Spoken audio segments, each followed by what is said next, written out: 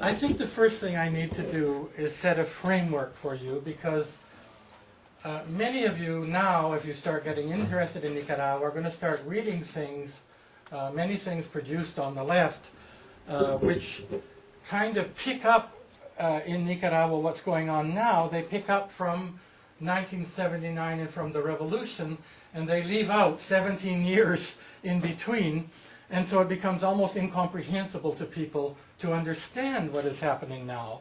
And there's a lot of false or misleading expectation or criticism of the new government, thinking that we can just pick up where we left off things before the U.S. launched the Contra War and move forward with all of the gains of the revolution. That's not the situation.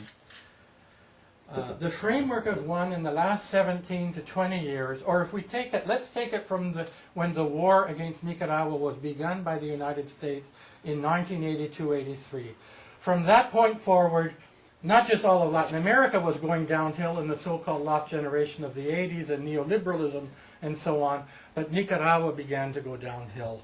And it kept going downhill throughout the war, and then, despite all the promises of the United States of massive military aid and so on for voting out the Sandinista government, it kept on going downhill. It's a process that we could call Africanization, in which poverty levels now reach 80% of the 5.1 million people of Nicaragua live on less than $2 a day.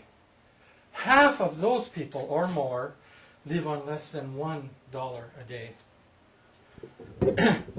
1 million Nicaraguans since 1990, the year of the electoral defeat of the revolution, have been forced into emigration. 500,000 in Costa Rica, 300,000 or more in the United States, others in El Salvador and Honduras, some in Spain, scattered to other countries in search of work and in search of the possibility of being able to save enough to send money to their families. And we now have a situation where an economy which sells less than $1 billion of export products a year receives more than $1 billion in remittances from families, and is now totally dependent on those remittances and on international loans and aid. Another thing to bear in mind about Nicaragua is that over 1/2 of the young people of Nicaragua today were not alive during the revolution, right? Or if they were born, they were very young and do not remember the revolution.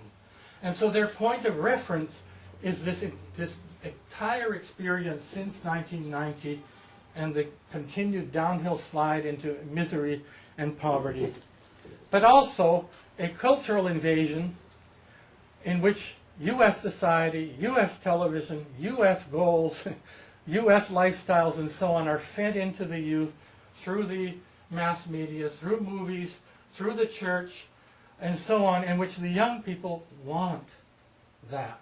That's why so many immigrate, hoping for that. But the other section of the young people, even today, even after the election of the new Sandinista government, are still not moving as young people in mass numbers in a framework of finding collective solutions to their problems. The great majority of the Nicaraguan population are still in a framework of what we call sálvense quien pueda. You know, save your own skin, you know, if you can.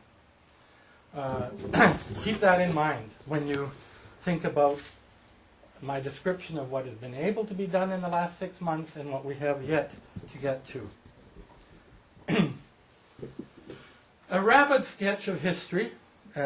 Roger mentioned a couple of the main points. The revolution in 1979, which overthrew a long family dictatorship of the Somoza dynasty, followed by 2 or 3 years of enormous social advance and economic advance, in which a literacy crusade reduced illiteracy from 52% to 12%, an agrarian reform which for the first time gave land to tens and tens of thousands of landless campesinos or peasants, an educational system which became free, and a health system that became free. All of this was destroyed in a war launched by the United States, the so-called Contra War. I hesitate to use that word. This was a U.S. war against Nicaragua. It went on for 8 years. The war was, the military forces of the Contras were trained in Honduras by Israeli army officials, by Argentinian, at that time the Argentinian military regime, and by the United States. This war succeeded in destroying the gains of the revolution and disheartening the Nicaraguan population. I recall in my first experiences living and working in Nicaragua that almost every family had someone who had been killed or injured, maimed, or someone whose home had been destroyed and had to flee into the urban areas from the countryside. And this was across the society, not just among rural people, but in the urban centers as well. And so by 1990, an election was held. This is another myth that needs to be knocked down. Nicaragua during the revolution was a profoundly democratic country. It had democratic elections that were supervised internationally. The Sandinistas in 1984 won 84% of the vote. And in 1990, though, after this war, the elections are held, and the Sandinistas only came in at 41% and were defeated. The election was essentially in 1990 a referendum on the war. The issue was, as it was put to the Nicaraguan people by the United States and by the Contras and by the UNO, the United Nicaraguan Opposition Coalition, which involved the Catholic Church and La Prensa and the oligarchy of Nicaragua. The election was, if we continue with the Sandinista government, the war goes on. And we got proof of that during the election campaign. We had the bombing of Panama and the U.S. occupation of Panama in November of 1989. And we had a resurgence of Contra activity in the middle of the election campaign. A message that the war will go on and we are capable of doing to you what we just did to Panama. That explains the outcome of the vote. There are many other factors that go into it. I can't take the time, but if you want to question me on it, I will. But essentially it was a referendum on war. There was also a promise to by the United States that Nicaragua would receive billions of dollars of economic aid if the Sandinista government was voted out. Very little of this aid came in the next 17 years. Very, very little in proportion to the damage that had been done by the war and the continued downslide of the economy. The World Court awarded Nicaragua a settlement of $16 billion against the United States for the damage done by the war. This was before 1990, I believe in 1986 or 87. The United States pressured the new government of Doña Violeta Chamorro. They said, if you forgive this World Court decision so that it no longer remains legally valid, then we will give you the aid, right? But we can't give it to you under these conditions because we don't recognize the World Court. Right? We cannot accept the World Court imposing a decision on Washington. And so the government, the new government, accepted that, and we lost even that. Even those war reparations were gone. Replacing the Sandinista revolutionary government were three successive, what I would call vulture governments. Governments that had zero interest in the welfare of the population, in issues like hunger or health, even roads, where some of these people were wealthy farmers and so on, even the roads to get their crops out were let go by successive governments that privatized everything, up to and including state institutions were privatized. Education is privatized and fees introduced. Even though formally speaking the schools are still owned by the state. But essentially, unless parents come together and finance the schools and parents pay fees for their children, no access. Higher education completely fee-based. The electricity system was privatized, the telephone system. The water system was completely let go in the hope that people would get so fed up they would vote for privatization. The agrarian reform was reversed by a very simple mechanism.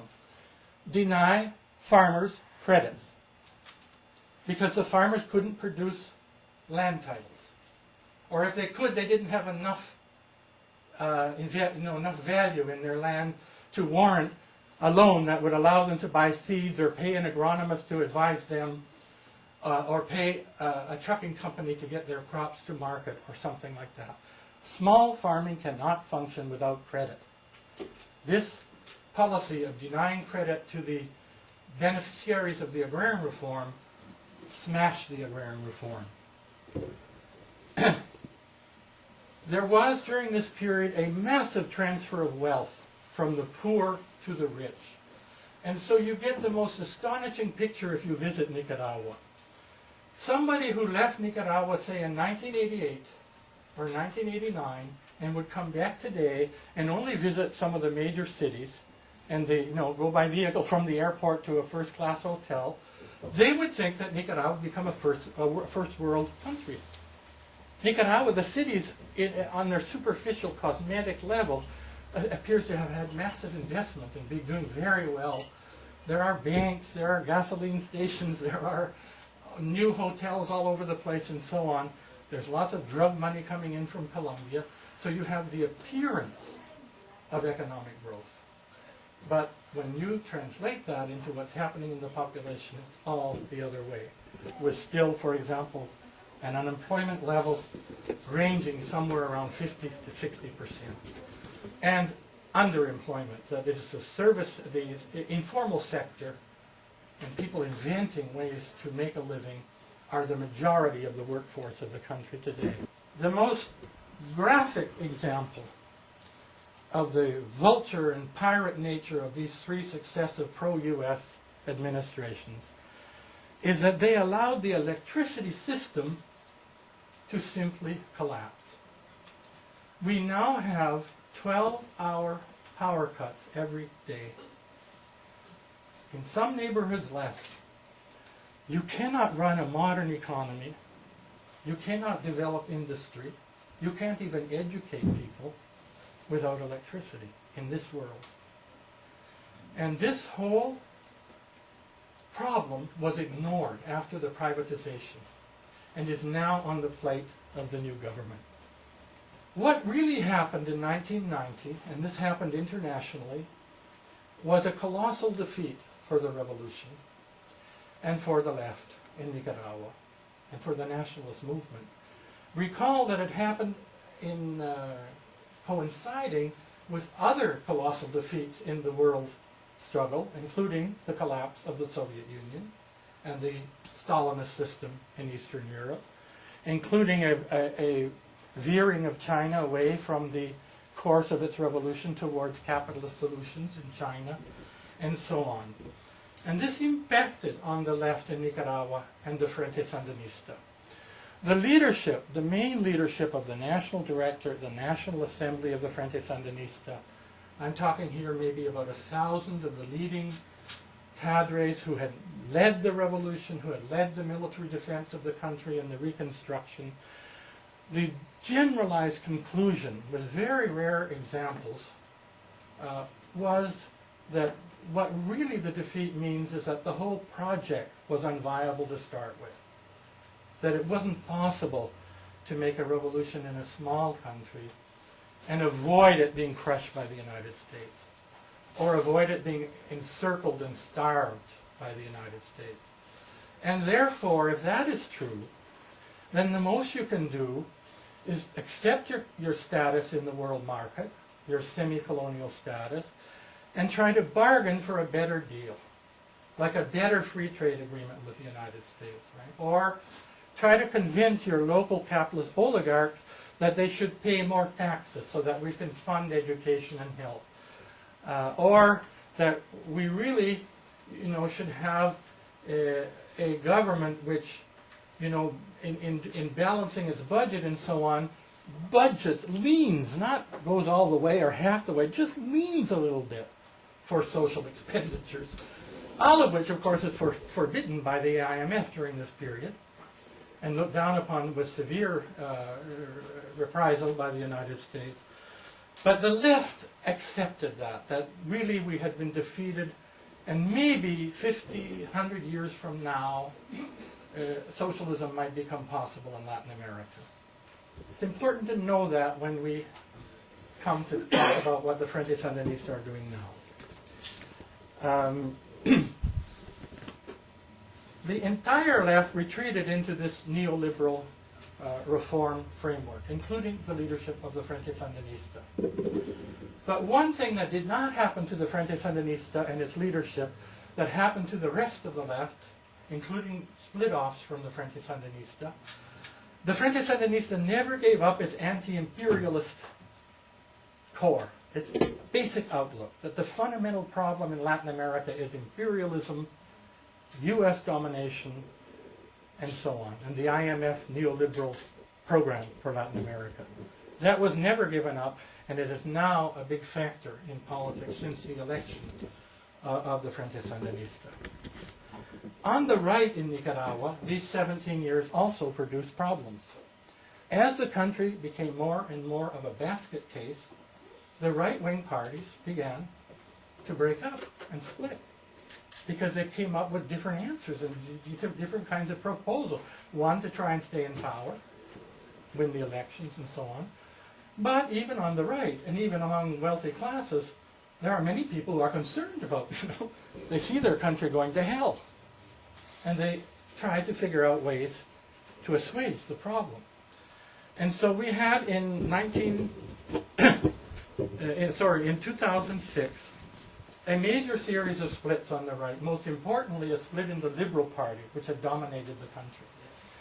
And you have one wing which goes pro-United States, and another one which had been involved in a pact with the Frente Sandinista, an arrangement, a power-sharing arrangement with the Frente Sandinista, the Aleman who had been president. With this split, we see an echo of it in the Catholic Church. A wing of the Catholic Church begins to think, if we don't get out of this mess, we're going to lose as well. We need a reformed government. So a wing of the church moved towards supporting the Frente Sandinista, including the former Cardinal, Obando y Bravo, and splits in the conservatives and so on. It's this split in the right, coupled with the fact that with the impact of the Venezuelan Revolution and the new upsurge throughout Latin America, the nationalist base of the Frente Sandinista begin to feel like it's time to put an end to all this. And out of this comes the elections, and a victory for the Frente Sandinista in the presidential slate was only 38% of the vote. Or with the Sandinista as a whole was 42 because there was a minority Sandinista party running called the Sandinista Renovation Alliance. With this vote, the new government ends up in a situation where it is not just a minority in the National Assembly, so it's the equivalent of what you call in Canada a minority government, right? A government, a cabinet that can't win votes in the Parliament unless it makes deals, but also a minority in the other state powers, like the Supreme Court, the Electoral Council, the Auditor General's office, and so on. Nicaragua was organized in a system of state powers.